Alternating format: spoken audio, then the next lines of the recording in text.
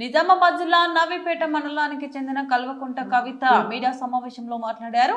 జనం బాటలోనే కొనసాగుతానని, ప్రజల మధ్య ఉంటానని స్పష్టం చేశారు. ప్రజల సమస్యలపై నిరంతరం పోరాటం చేస్తానని తెలిపారు. యాదాద్రి భువనగిరి జిల్లా రాయగిరి ప్రజలు ఇప్పటికే 7-8 సార్లు వివిధ ప్రాజెక్టుల కోసం తమ భూములను త్యాగం చేశారని గుర్తు చేశారు. ఇంత త్యాగం చేసిన ప్రజలనే మళ్ళీ RRR పేరుతో బలి చేయడం సరైన విధానం కాదని వ్యాఖ్యానించారు. ప్రజల సహనాన్ని ప్రభుత్వం పరీక్షించకూడదు హెచ్చరించారు. రాయగిరి ప్రజల హక్కుల కోసం తెలంగాణ జాగృతి పోరాటం కొనసాగుతుందని, ప్రజల పక్షాన నిలబడడం తన బాధ్యత అని కవిత స్పష్టం చేశారు. జై తెలంగాణ. అందరికీ నమస్కారం. ఇవాళ తెలంగాణ జాగృతి జనంబాట కార్యక్రమంలో భాగంగా మరి భువనగిరి జిల్లాకు, యాదాద్రి భువనగిరి జిల్లాకు రావడం జరిగింది. ప్రత్యేకించి ప్రతి జిల్లాలో 2 రోజుల పాటు ఉంటూ ఆయా జిల్లాల్లో ఉన్నటువంటి సమస్యలన్నింటినీ కూడా చూస్తూ ఆ సమస్యల పరిష్కార మార్గాలను వెతుకుతూ ప్రభుత్వాలను నిలదీస్తూ ముందుకెళ్తున్నాము. ఇప్పటి వరకు మేము దాదాపుగా 16 జిల్లాల్లో పర్యటన చేస్తాం. ఈ 16 జిల్లాల్లో కూడా అనేక సమస్యలు మా చొరవ వల్ల పరిష్కారం అయినాయి కాబట్టి చాలా సంతోషపడతా ఉన్నాము. ఇవాళ మరి భువనగిరికి వచ్చినాం. రావడమే ఎయిమ్స్కి వెళ్ళినాం.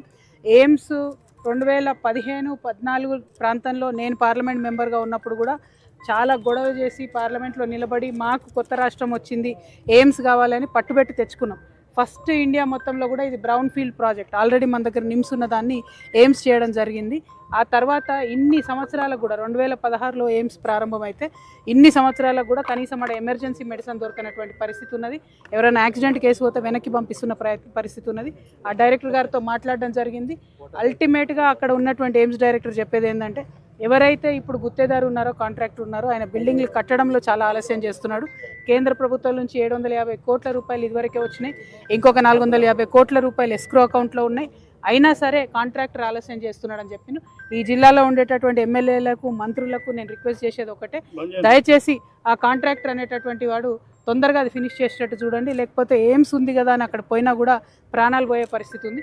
అంత మంచి ఇన్స్టిట్యూట్ వచ్చినప్పుడు వెంటబడి త్వరితగతిన పనులు పూర్తి చేసుకోవాల్సిన బాధ్యత మన మీద ఉన్నది. ఆ తర్వాత ఇక్కడ RRRకి సంబంధించి మన భువనగిరి టౌన్లోనే, రాయగిరి ఇదివరకు ఊరుగా ఉన్నది టౌన్లో కలిసిపోయింది. ఈ రాయగిరి గ్రామంలో మరి ఇప్పటికే 7-8 దఫాలుగా రకరకాల ప్రాజెక్టుల కోసం ల్యాండ్ ఇచ్చి ఉన్నారు. ఈ ప్రజలు చాలా త్యాగం చేసి ఉన్నారు. మరి ఇంత త్యాగం చేసిన ప్రజల్ని ఇక త్యాగం చేస్తున్నారు కదా అని చెప్పి ప్రతి సందర్భంలో రాయగిరి ప్రజల్ని బలి చేయడం అన్నది కరెక్ట్ కాదు. ఎందుకంటే ఇప్పుడు ఏదైతే RRR ఈ ఏరియాల నుంచి పోతున్నదో దాని అలైన్మెంట్ ఇదివరకు 2 సార్లు మారింది. ఫస్ట్ టైము యాదగిరిగుట్ట అవతల సైడ్ ఉన్నప్పుడు ఒక అలైన్మెంటు, మళ్ళీ తర్వాత ఇక్కడ ఒక అలైన్మెంటు, ఇప్పుడు 3వ అలైన్మెంట్ కింద ఇది రావడం జరిగింది.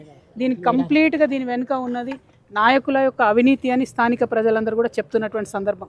మరి ఇప్పుడు అధికారంలో ఉన్నటువంటి కాంగ్రెస్ పార్టీ కూడా ప్రియాంక గాంధీ గారిని కూడా తీసుకొచ్చి మేము RRR అలైన్మెంట్ మార్పిస్తామని చెప్పినటువంటి సందర్భం ఉన్నది. నేను ఇవాళ డిమాండ్ చేస్తున్న కాంగ్రెస్ ప్రభుత్వాన్ని, కోమటిరెడ్డి వెంకటరెడ్డి గారిని, మీ జిల్లాలో మీరు కూడా స్వయంగా కలెక్టరేట్లో కూర్చొని ఒక్క గుంట జాగా కూడా పోనీయ మీ రైతులకు అని చెప్పిండ్రు. మరి చేస్తారా లేదా? ఒకవేళ చేసేది ఉందా లేదా క్లారిటీగా చెప్పండి. ఎందుకంటే మీరు అనేక మాటలు ఇచ్చి తప్పిండ్రు. అట్లనే ఇది కూడా తప్పుతాం అనుకుంటున్నారేమో. కానీ మేమందరం కూడా వారికి మద్దతుగా ఉంటాం. రైతన్నలందరూ కూడా నిజంగా క్షమించాలి. నేను కూడా అప్పుడు TRS పార్టీలో ఉన్నా. ఆ టైంలో మిమ్మల్ని జైల్లో వేయడం జరిగిందని చెప్పిండ్రు. మరి అప్పుడు జరిగినటువంటి అవినీతి వాస్తవానికి నా దృష్టిలో లేదు. ఉండుంటే అప్పుడు కూడా మీ పక్షాన్ని నేను నిలబడేదాన్ని అనే విశ్వాసం నాకున్నది. దానికి మిమ్మల్ని క్షమాపణ నేను కోరుతా ఉన్నాను. ఎందుకంటే రైతన్నలను బేడీలేయడము, రైతన్నలను అరెస్ట్ చేయడం అన్నది దుర్మార్గం. అది కూడా కొంతమంది ఎమ్మెల్యేలు వారి భూములను కాపాడుకోవడం, అరెస్ట్ చేయడం అన్నది మరింత దుర్మార్గం. ఆ దుర్మార్గాన్ని ఇప్పుడు కాంగ్రెస్ పార్టీ కొనసాగించదలుచుకుందా అన్న విషయం మాత్రం వెంకటరెడ్డి అన్న చెప్పాలి.